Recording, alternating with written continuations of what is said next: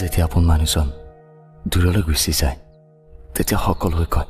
চিন্তা নকৰিব তাতোকৈ ভাল কাৰোবাক পাই যাবা কিন্তু কোনোবাই এইটো নুবুজে যে প্ৰয়োজন তাতোকৈ ভাল নহয়